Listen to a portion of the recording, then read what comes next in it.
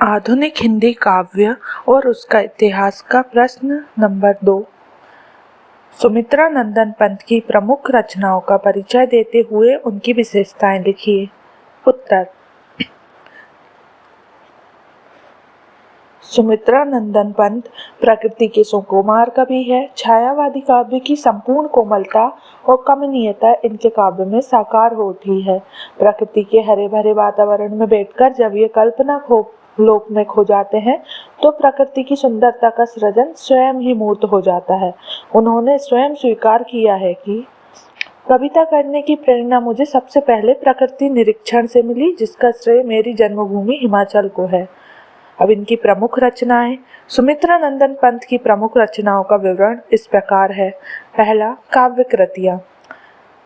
वीणा, ग्रंथि, पल्लव, गुंजन, युगांत, युगवाणी, स्वर्ण किरण, स्वर्ण धूलि, युगपथ, उत्तरा, कला और बूढ़ा चांद, लोकातयन, चिदंबरा, पुरुषोत्तम राम, पतझर, गीत हंस, गीत पर्व आदि।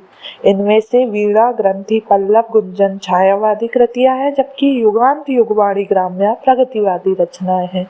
उपन्यास, हार। कहानी संग्रह 5 कहानियां। नाटक, ज्योत्सना। आलोचना ग्रंथ, गद्य पद्य, शिल्प और दर्शन, छायावाद का पुनर्मूल्यांकन। अनुवाद, मधुज्वाल। कविवर पंत की काव्यगत विशेषताएं। सुमित्रा नंदन पंत की काव्यगत विशेषताओं को हम 4 उपभागों में विभक्त किया है। स्वच्छंदतावाद, मानवतावाद, सामाजिक चेतना और राष्ट्रीय चेतना, और नवजागरण। स्वच्छंदतावाद। आधुनिक हिंदी कविता में स्वच्छंदतावाद या रोमांटिक धारा का विकास 1920 के आसपास हुआ। इसे छायावादी काव्य के नाम से जाना जाता है। इस काल की कविताओं पर देश की सामाजिक एवं सांस्कृतिक उत्थान, राष्ट्रीय स्वतंत्रता संग्राम के विरोधाभास, भारत में पनप रहे पूंजीवादी संबंधों का प्रभाव पड़ा। पंत ने अपने इस काल के काव्य में बार बार प्रेम, प्रकृति और नारी सौंदर्य की ओर आकृष्ट होते हैं। मौन नियंत्रण में वह प्रकृति को चकित नेत्रों से देखते हैं। उदाहरण, कुछ पंक्तियां। ना जाने नक्षत्रों से कौन, निमंत्रण देता मुझको मौन।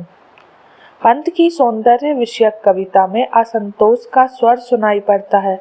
यह असंतोष पुरातन के प्रति है।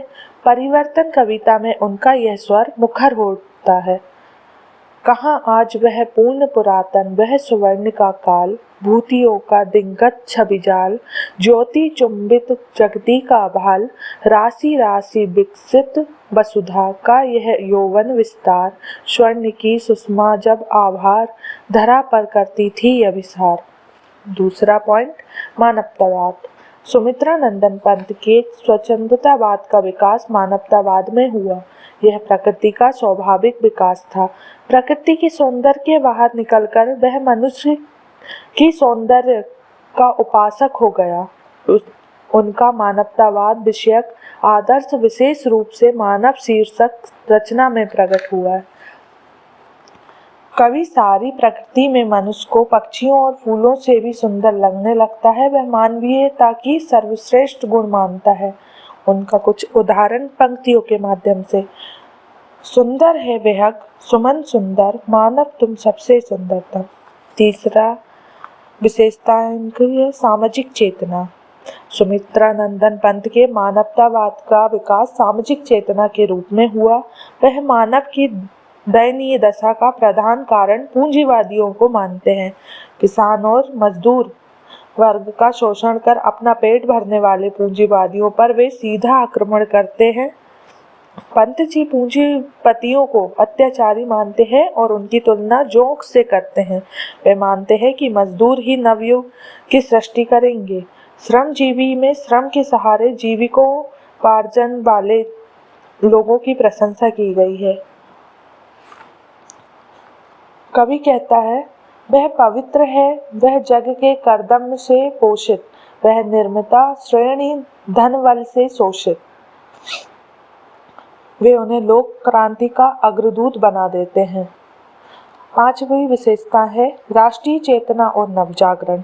सीधी सादी जनता की ओर स्वच्छंदतावादी कवियों का ध्यान दो कारणों से आकृष्ट हुआ।